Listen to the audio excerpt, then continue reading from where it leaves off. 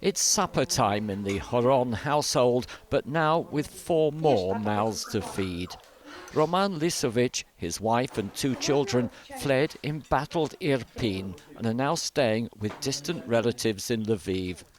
Their neighborhood was heavily shelled, then Russian soldiers broke into people's houses and held them at gunpoint. 3 Russian soldiers went down to the basement, pointed their guns at us, and asked us to go upstairs. Then they started checking our passports. For some reason, they thought we were American spies. He told me the Russians threatened to kill them if they had American visas. Luckily, they didn't. When we were in the basement, the Russians took away our phones and smashed them. Then they pushed the children back into a basement and made our parents go upstairs. I didn't know what would happen to my mom and dad. This was when I was really terrified. They were part of the exodus that managed to cross the makeshift bridge amid the shelling and eventually make their way to the safety of Lviv. After 5 or 6 days under occupation, we ran out of water. We had some frozen food, but without gas, electricity and water we couldn't cook it. So we just left the house, came up to Russian soldiers and asked if we could leave. They gave us 30 minutes to leave.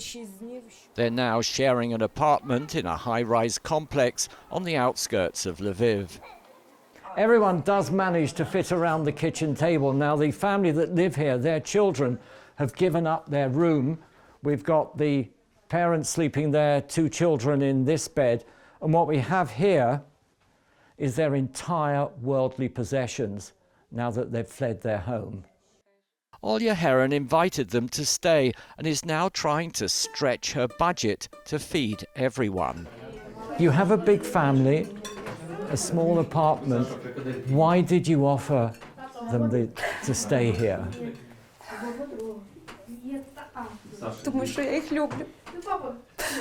I just really love them. They are my family and we have to stay together. I can't even imagine how devastated I'd be if they died.